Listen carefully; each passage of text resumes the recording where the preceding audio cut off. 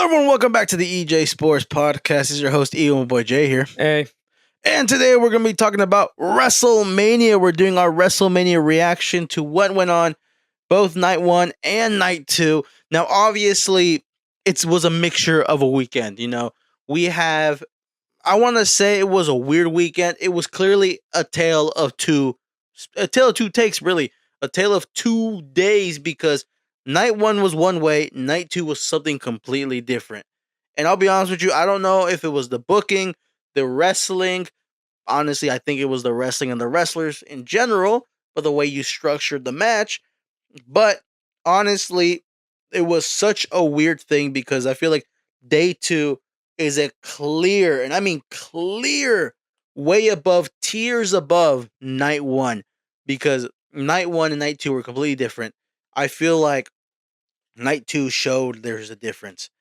But before I continue, Jay, what is your reaction to both night one and night two of WrestleMania? All right, night one. It was trash. Yeah. First match was trash. And then decent the second match. Then trash. Well, before you go match by match, I just want you to general reaction. Well, we'll talk about the matches, but I just want a general. Okay. First was I will give it a.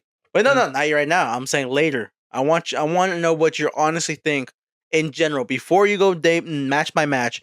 I just want to know what you think of generally night one, night two. What are your reaction? You didn't let me finish.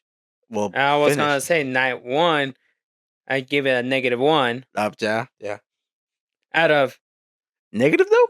Yeah, negative. I could even go to -50 if I want to. Okay. Only one match saved that day. That's the reason why I can't go negative. Just because I heard rumors that Triple Fraud didn't book that one. Yeah, according to PW Insider. That means, well, we will talk about that later. And day two. Yeah. I will give it. I will give it probably a 5 out of 10. Nah. Day one. Probably a 6. A 6.5. There you go. 6.5 out of 10. I will give it. Day one was a clear 1 out of 10. And the only reason I'm giving it a 1 out of 10 was because of the match between Gunther and Seth Rollins.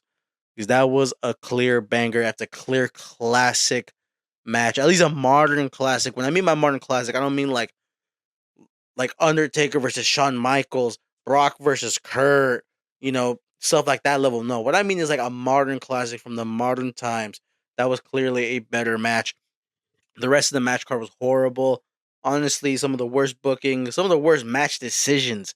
I'll be honest with you, a lot of those matches you could have bumped off the WrestleMania card and put in better wrestlers. And then night two, I give that a 7 out of 10 minimum. What I mean by that, there was 2 matches which I wasn't convinced by, and the rest was solid to great. Not even solid, good to great. Because clearly there was a clear shift. I feel like if it wasn't Triple H booking, whoever was in charge of WrestleMania this year, for night two realized how bad, and I mean bad, WrestleMania night one was, with the reaction, with the wrestling and everything, and realized we need to up the ante. And before we continue, I want to talk more about what's going on and the idea that clearly night one showed not everybody deserves their WrestleMania moment. Because we're going right into the match card reaction. We're going match by match. Some of them will be fast. Other ones will have a better discussion over the first match, the opener. The Usos and LA Knight versus The Vision and Speed. Honestly, that could have been a Raw match. That did not deserve a WrestleMania match. And also, what theme song are the Usos really coming out to? We really debuted 4 new theme songs, 3 to 4 new theme songs for these new Usos, even though we had a perfect one beforehand. We literally had a perfect theme song for them, but for some reason we're debuting it. Now it's this, we're doing the Jey Uso thing, but instead of saying me or whatever, it's saying us. People realize people don't want to yeet anymore, man. it doesn't even feel right to eat. I was disgusted by that song. And honestly, the right people won. Speed, doing his thing. Again, Frog splashing on Logan Paul at the end. Again, it was a nothing match. All this was just to put the Usos and LA Knight and Speed into a match. Clearly, this could have been left off. This match could have been left off, and I feel like it deserves a 2 out of 10. Jay, That was a waste of my time. 7 minutes. 7 minutes of my time, even for LA Knight and the rest of the crew. LA Knight was great. Logan Paul was great. Even Austin Theory. Everyone else was trash. But for LA Knight, he should be in that freaking ladder match. I don't know why. Yeah. But waste of his time. I need to say, it was basically WWE against one WWE star and YouTubers. Basically. And all of this was to promote WWE on YouTube and get more fans. Engagement, bro. It's all about engagement. As YouTubers. I will give this match I give it a 2. I give it a negative 20 out of 10. I'm starting to realize what your grade scale is going to be. I don't think I'll go a negative. But you know what? You do you, because waste I see of my 7 minutes of my time. Literally, this could have been the pre-show, but I mean the actual pre-show. Well, we are talking about the pre-show. Well, but again, even though it's part of the pay-per-view, and they gave the first hour or the first hour basically, for free on ESPN, or at least national television. But it's a pre-show still. It basically felt like a pre-show because I felt like there was no stakes. All right, next match. Next match. Honestly, what a waste of an unsanctioned match. We talked about this on the podcast, that we said that this match was going to have 0 blood. It was going to be the most safe PC unsanctioned match ever. And it was. It literally was.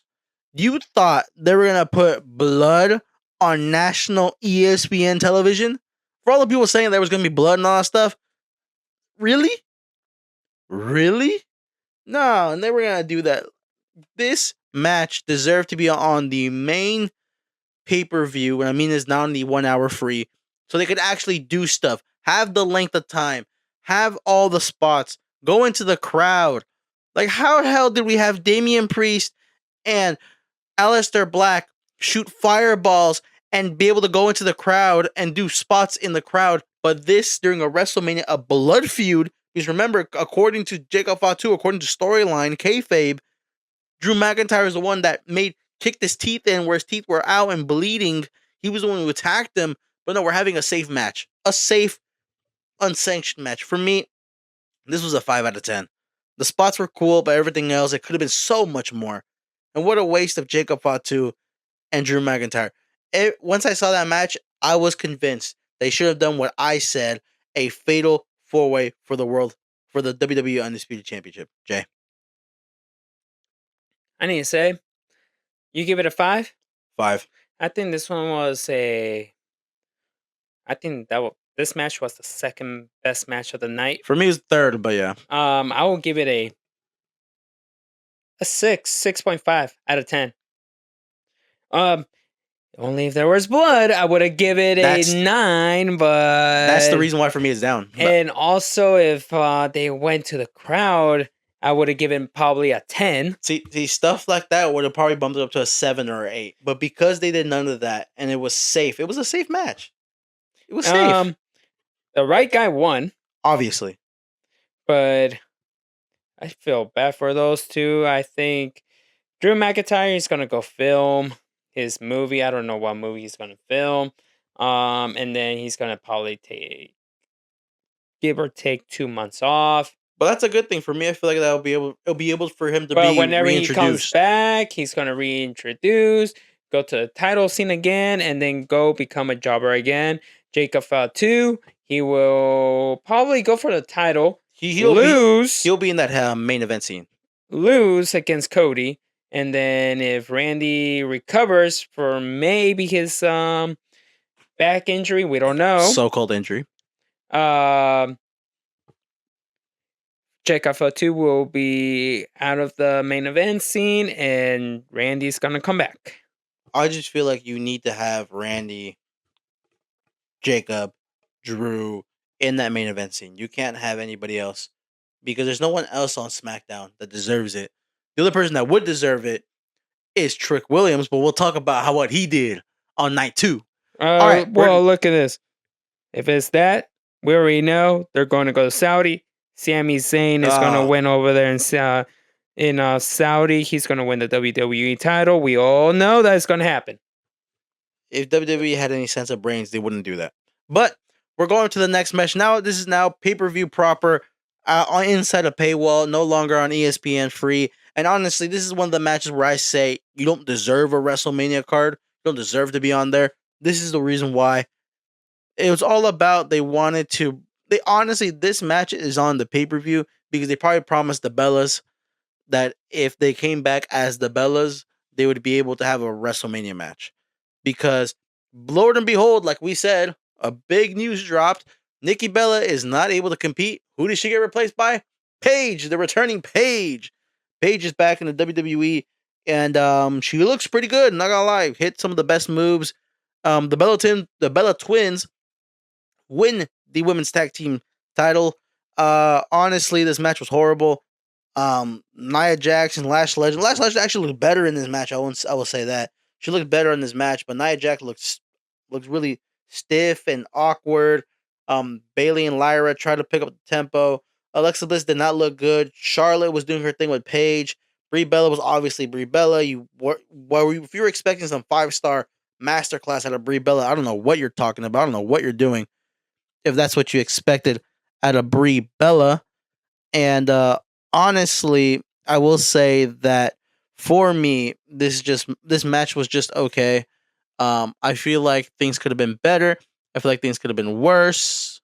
This match should have been regular. I don't think it should have been on the pay-per-view. I give this match a 1 out of 10. I feel like it's just what it deserved. It's a 1 out of 10. There's nothing better or worse of this match. It was okay. Um, God, I feel like honestly, if they would have left this match out of the card and brought in, like, made the U.S. title match bigger or switched up a couple matches and taken this out, I feel like it would have been such a better atmosphere for WrestleMania. For me, 1 out of 10. This match was horrible, wasting my time. I'm not going to say anything because they don't deserve for me to say anything. I will say negative. Okay, if the other one said negative 20, my bad. This one I will give it a negative 5 out of 10. So you think this is better than the Usos? Okay, never mind. I will give it a negative 30 out of 10. That sounds about right. There we go. That's what I wanted Wasting to hear. my time. Yes, it was. All right. The next match, AJ Lee versus Becky Lynch. Another waste of my time. I don't know what WWE saw in this match to think it deserved another pay-per-view match. Honestly, 3 out of 10. Nothing good out of this. Again, AJ Lee is not a good wrestler. Neither is Becky Lynch.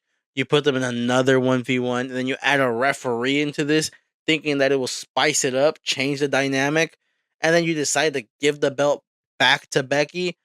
Again, okay, sure. As if that's going to make Raw better. It's not going to make it worse. Way worse. Again, the Intercontinental title is historically a workhorse belt. The best technical wrestlers hold the belt and elevate it. AKA Lyra Valkyria for the women's division, AKA Bret Hart, Rowdy Piper, Razor Ramon, Shawn Michaels. Like, duh. But for some reason, we decided, no, let's have Becky Lynch again for the women's division instead of Bayley, Lyra, again, Kairi Sane, Asuka, Io. Again, I'm gonna keep naming better wrestlers. But again, we're gonna go to the next No, I will say mine. Okay. Here's the thing. They don't deserve my opinion either. No. You wanted to say your opinion. Say your opinion. The only thing, okay, the only few words I'm gonna say: trash, waste of my time, and another negative 30 out of 10. Waste of my time, and yeah. Next. All right, we're going with the best match of the night of night one. Seth Rollins versus Gunther. This is a clear 8 out of 10. It would have been a 10 out of 10 classic without Braun Breaker, but because they added in Braun Breaker for storyline reasons, you lose points because of it. For me, it's an 8 out of 10. The best match of the night. Clearly showed that Gunther and Seth Rollins great wrestling, and this is the Seth Rollins. When I tell people I want Seth Rollins to go back to old Seth Rollins, even though he will probably never be the high flyer again, this Seth Rollins, the way that he's working with his new wrestling style, that's the Seth Rollins I wanted to see. Now people will see the difference between this Seth Rollins to the previous Seth Rollins. My opinion, obviously Gunther did his thing. One of my favorite wrestlers is Gunther. His style is great. Obviously, 8 out of 10, best in that match of WrestleMania Night 1. For me, perfect match. I give it a 9 out of 10. Loved it. I would have given it a 9.5 only if Braun didn't mess up in his second spear. He messed it up. Besides of getting him in the freaking stomach there, he actually speared his freaking ankles. Yeah, he did. That means, come on, Braun. Storyline wise, it works, but wrestling wise, we don't want to see any interference. Clearly, it could have improved with that. But for me, 8 out of 10. You say 9 out of 10. 9.5. 9.5. I show that 9. 9, 9, 9, 9. It needed to be a 9.5 only if he didn't mess up the spear. And this feud is going to be pretty good. Yeah. But what's going to lead for Gunther? What's going to be for him after this? Is he going to join the Vision with Mr. Paulie, Mr. Braun, and the rest of the YouTubers? Or he's going to go separate ways and retire Rey Mysterio? Nah, for me, it's Gunther should stay. He should chill for a bit. Maybe go for the world title. But for me, just for him to chill. Honestly, it should be Ray versus like Benta or Ray Phoenix, like in Triple Mania. That's where he should probably retire. Um, but honestly, it was a great match. We're going to the co-main event: Stephanie Vaquer versus Liv Morgan. It was a short and sweet sort of match. I think it only went like 10 minutes. I'll give it a 6 out of 10. Story wise, it worked with the Judgment Day women coming out to help her out. Liv Morgan finally beats the unbeatable streak of her going 0-5 at WrestleMania. She finally gets her win at WrestleMania, becomes Women's World Champion. Stephanie Vaquer was a great champion when it came to technical wise. In my opinion, if they would have given this more time, it would have been a better match. I guess it's like a 5. And I want to say like a 5 or a 6. I'm very undecisive. I'm giving it a 5. Straight up, I'll give it a 5. Jay, what do you think? This match was pretty good, decent. Not the best, but I could have given it a 8, only if they give him, I don't know, 20 minutes. Ooh, I don't know if that could really work 20 minutes. Maybe 15, 20 minutes. I would have given it an 8, but I would give it a 6.5. Pretty good, decent co-main event. It was good. Not the best, but pretty good. Pretty good. It was good for what it is. Hey, for the limited time they gave them, it was a good match. This was a good women's match. I need to say probably the best women's match of both nights for me. But we'll talk about the other one. All right, next. Main event, night 1 main event: Cody versus Randy Orton and Pat McAfee. Again, even though Pat McAfee is not an official member of the match, he started off whipping people. Jelly Roll comes in, frog splashes Pat McAfee through a table. This match had blood. It was super, super slow. They're probably saying that Randy Orton might have picked up an injury during this match or something. He did look a little off. He did not look like the Randy of what we know of Randy, even though he is older, but did not look like Randy. Again, Pat McAfee, his involvement worked. So did Jelly Roll. Again, I see the vision of what they try to do with this shoehorned thing. Ted DiBiase Jr. was in the crowd. I don't know if you saw that. People were saying he was in the crowd. But for me, 6 out of 10. I liked what they tried to do. In my opinion, they failed massively in a lot of things. Cody shouldn't have been champion, but if Randy did pick up an injury, I'm happy they kept it on the healthy wrestler rather than a injured wrestler. For me, 6 out of 10. This match would have been a classic only if they didn't put Mr. Jelly Boy and Pat McAfee. I don't think how much of a classic for the simple fact that it just worked too slow. Next, this would have been perfect. But if Randy got the injury, makes sense why the match was slow. Yeah. And this match would have been probably a 9 if there wasn't no interference of Mr. Pat and Jelly Boy. But I give it probably 6. All right, night one. Overall, night one, I give it a 3 out of 10. You already know mine. Mine is a negative. I would put -30, -30, -20. That's already -80. I will probably give it a give or take a -50. You say -50, me 3. And the only reason why I say I'm 3 out of 10 is because 2 of those points are from the Gunther and Seth Rollins, and 1 of those points are from the Randy Orton versus Cody Rhodes. Now, night 2, way better. A way better night of wrestling. We're going to start off with the opener, Obafemi versus Brock Lesnar. Short, sweet, beautiful, all that I wanted in a Oba versus Brock match. Great. 8 out of 10. Showed off, really showcased Obafemi. Brock Lesnar surprisingly, and I mean surprisingly, retires from wrestling. In my opinion, shout out to the legend.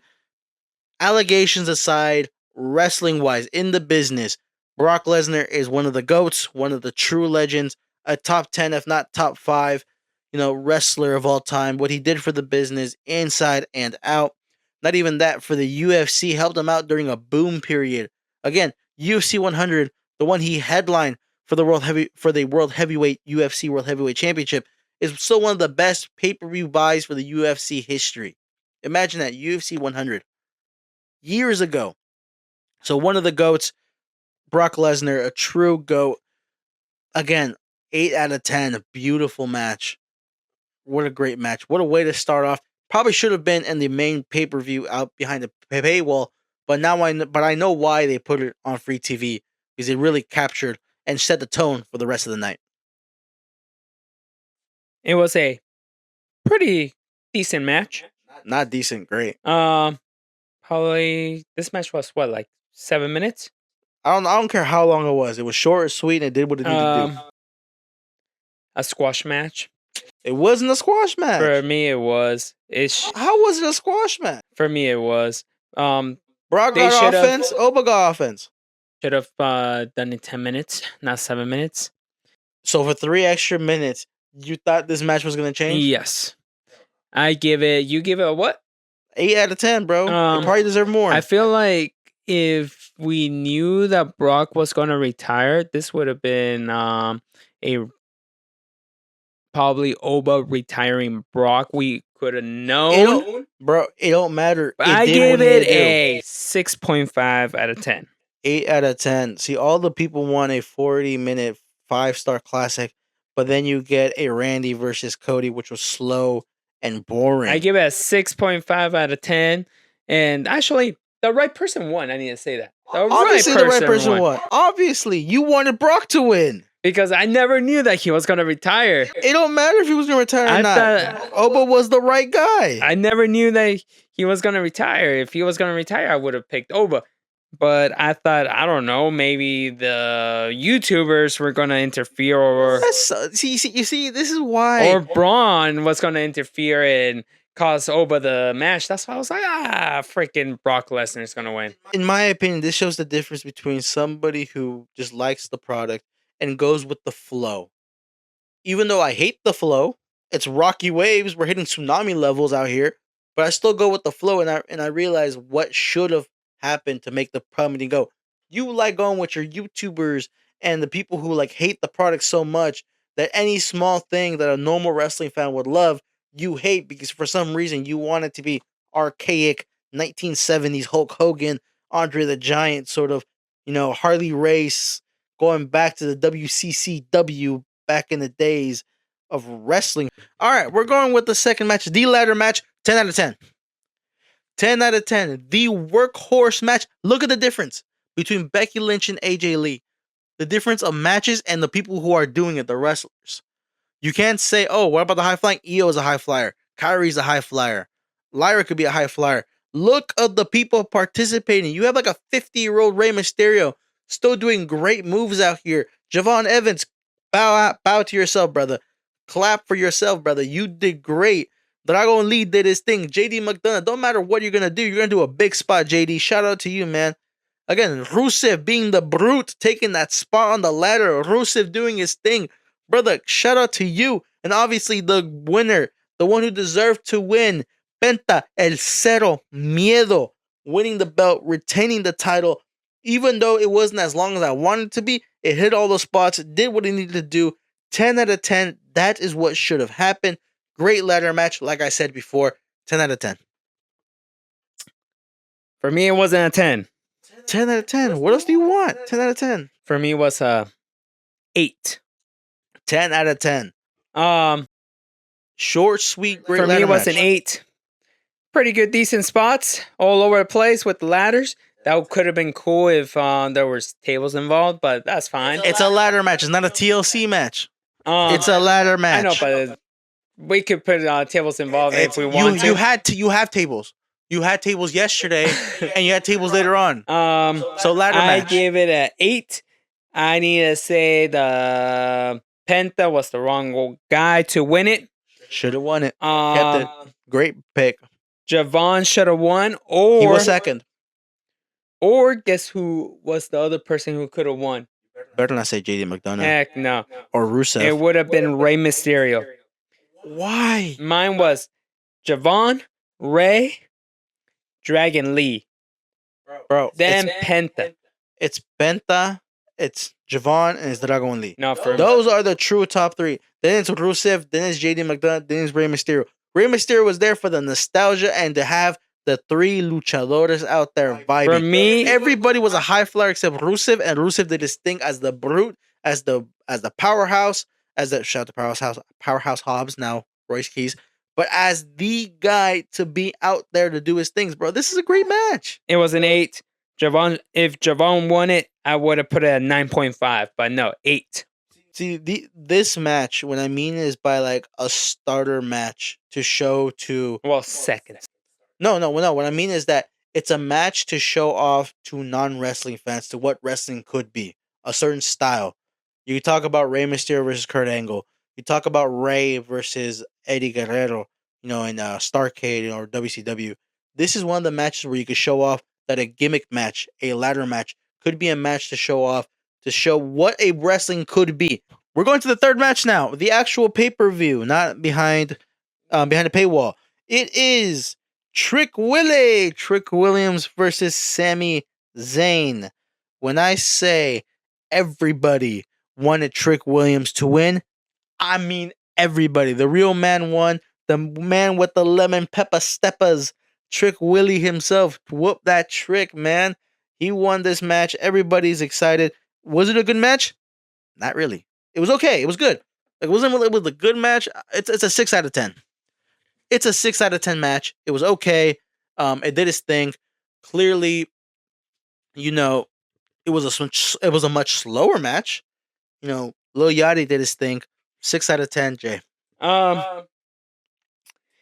It was too short. I think this match could have been perfect 15 minutes, but it was too short. And yeah, the right person won. Congrats. We don't need Sammy Hogan as champ. We already know that he's gonna go for the WWE title for next year over there in Saudi. Like, bro, if Sami Zayn could just chill for like 5 months, just be out of television, so everyone could forget him, and when he returns, it'll be a pop, and then he'll have the momentum. Right now, if he goes back, people are still gonna hate him. Yeah, that is true. He's already a heel. We already know. And Heel tactics, very much heel tactics. and I would give this one. You give it a 6? I give it a 6. I give it a 5. That honestly, both of them work. Both of them Too work. slow.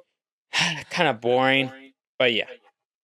The next match we're gonna be talking about is we'll go with Dominic Mysterio versus the Demon Finn Should have Balor. been Finn Balor, but I don't know Again, why.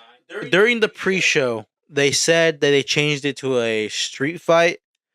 Honestly, I'm happy they did because clearly they saw how horrible they did the unsanctioned match, and they had to at least do a little bit something to spice it up. It's a good 6.5 out of 10. Seeing Finn Balor and Demon back, as much as I criticized it, the reason why I criticized it is because he could have brought it out during a title match, but it brings out during a regular match. Now it's a street fight. It looks more better off him bringing out the Demon. Either way, Finn winning is great. Dominic did his thing as that dastardly Weasley heel. Still a great sort of match. It was a great in story wise. 6 out of 10, pretty good. 6.5. I need to say, if they say street fight, right? Why they didn't go to the stands, fight in the stands? They should have went to the locker room or to the gorilla. That would have been doesn't make sense. perfect. It doesn't make sense story wise. That's the thing I'm saying. You are trying to make it like some like you could say Rock versus Mick Foley or like a Stone Cold versus Triple H. This is just two mid carders going at it. That could have been perfect. But also, if it was, I need to say, the Demon should have not appeared in this WrestleMania. It should have I've said been it. regular Finn Balor because Mr. Dom was feuding with regular Finn, not with the Demon. What a waste of. They should have not bring back the Demon. They should have just done it with Finn Balor against Dom, regular. If you're bringing back the Demon, he better be in a world title opportunity to unleash the Demon during a world title match. Because they brought it up. They brought it up saying the last time the Demon was important for Finn was in 2016 when he won the world title. But he's not gonna win it. All I'm saying. And I need to say, I give this one a.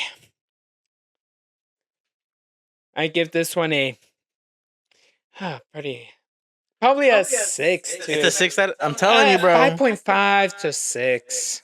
I'm telling you, you had such high expectations. I didn't. I had low expectations, and I was happy. Jacob Fire 2 against Drew was a pay-per-view. It was a pre-show match, and I give that one a higher one than this one. That means, yeah, the Drew one was better than the Finn Balor one. I don't know about that. For the simple fact that both of them disappointed me. Yeah, but I agree. Both of them were disappointing, but no. Finn Balor, a little bit lower than Drew match. For me, they're level. It's the same thing, Next bro. match. The co-main, at least for us, was the co-main. The second to last match. Rhea Ripley versus Jade Cargill. Finally, the Jade experiment is over for now. Finally, we'll have Rhea Ripley carry the women's division and on SmackDown, the women's division has been one of the worst. I'm sorry to say this, it has been one of the worst. And you finally have a superstar to carry your division because Jade wasn't that. This was probably the best we've seen Jade wrestle, but I feel like that's because Rhea Ripley is that good. Rhea Ripley is that good that it showed what Jade could be if she has more experience, if she gets better in ring. Again, we finally had a spot for Io. Her coming in to help out Rhea. Again, the reversal of the Jade Cargill's finisher and Rhea Ripley's Riptide. Great sequence there. Again, it's a good 6 out of 10. You realize I haven't made anything lower than a 5 for the simple fact that these have been good matches.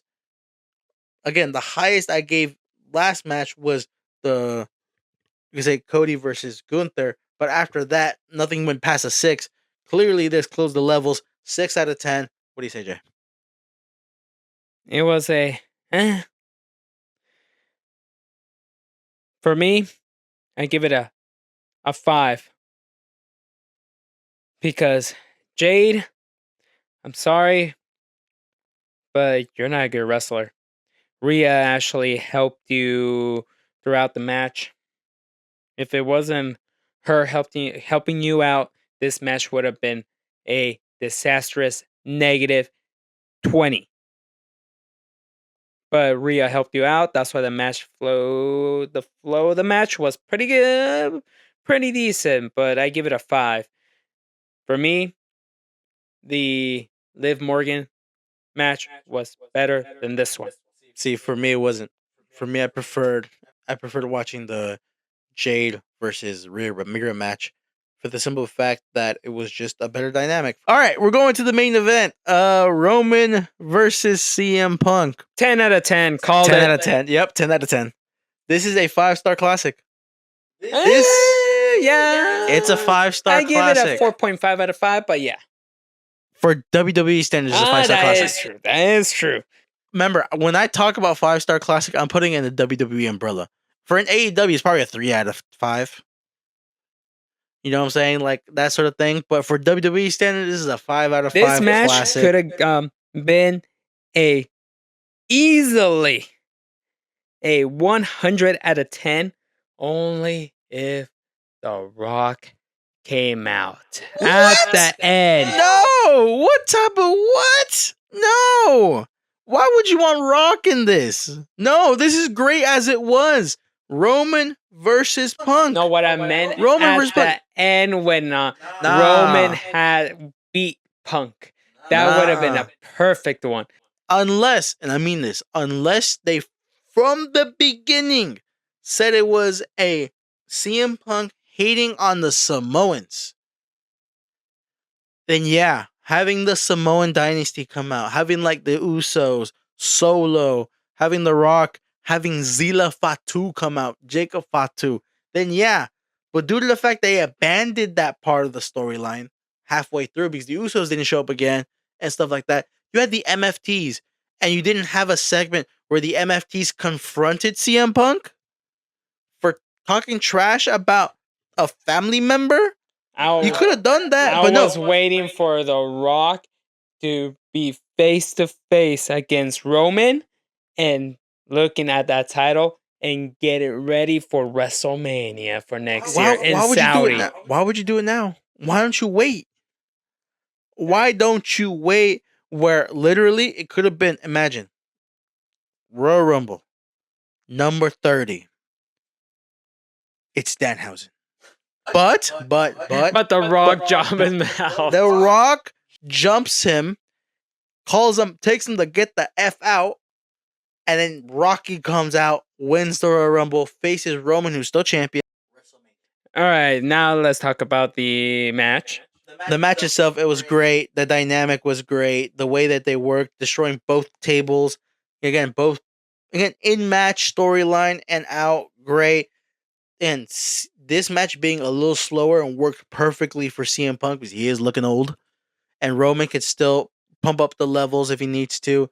Again, it's stiff. It was a stiff match. Blood, again, according to you, you love blood. You love the colors. That's why I give it a 10. So again, right there for you. Oh, and I feel like for me, this was basically an AEW match because you want to know why? The ref didn't even care. The reason why the ref didn't even care. That honestly, you're right. Yeah, this is basically an AEW match because there's some matches in AEW the refs don't even care. They should have counted a 10, but nah, let them ride. Yeah, that's what AEW does. Technically, yeah, because again, didn't Roman smack CM Punk with the steps? Yeah, I feel like that should be considered a disqualification. But even they brought it up in commentary, and bro, like, you know what, let it ride. And also, How many times did he do the Superman punch? Probably 6, right? Or a lot, right? Minimum 3. Minimum 3, but dude, both of them were outside of the ring for like. Hey, they went into the stands for it was a little bit, but they went to the Yeah, stands. but they were there for like what, 5 minutes? outside the ring. Yeah, there was a long time outside the ring. No, ref didn't even care. That's what I'm saying. This is basically an AEW match. But I bet you, and I 100% bet you, that Triple H or whoever was the true book, like the booker out there, did not touch that match I know. because that was WWE wrestling peers. I bet you that was AJ Styles. I bet you that was Bobby Roode. I bet you that was Adam Pearce, or it was some other former wrestler out there who booked that match because clearly they showed what a dynamic and what a WrestleMania main event truly. I feel like for me, it wasn't Cripple Fraud. Because if it was Cripple Fraud, that match would have been horrible. Now, if it was Triple H, I bet you, what do you call it? Danhausen would have gone out there and like cursed somebody. But look at this. I feel if it was someone like AJ Styles or anyone, Cripple Fraud will take the credit no matter what. That means Yeah, he will say, You're "No, right. that was me. I'm the perfect cinema." maybe yeah. But again, 10 out of 10. The overall rating for night 2, it's an 8 out of 10. I give it a 6 out of 10. The reason why I gave it an 8 because I gave 2 matches 10 out of 10s, I gave and the lowest I went was 6. So if you average out a 10 and a 6, it has to be 8. Because my lowest match rating was a 6. I give it. And my highest was a 10, so I'm averaging out. It has to be an 8. I give it a 6. Honestly, you saying it was a 6 or a 7, doing it again. Basically, it makes sense. Again, night 2 way better than night 1. Way better. Yeah. Well, night 1 had one great match and the rest were okay to bad. Night 2 had 2 okay matches. I mean, okay as 6 out of 10. And the rest of it was 8, 9, 10 out of 10 classics. Uh-huh. According to me, obviously, in my opinion. All right. Yep. All right. All right, guys. Thank you guys so much for listening to our very long video. Again, we covered both nights. Obviously, we're going to be talking about what's going on next. One of our next videos we're going to be talking about is the World Cup ticketing. And obviously, now we're like a month and a half away from the World Cup here in North America. We're going to be talking about what we think about the ticket pricings, the you could say the resale market. We're just going to give our opinion of who do we think are going to win, our group stage sort of predictions. Thank you guys so much for listening. Like, comment, and subscribe. Thank you guys so much, and goodbye.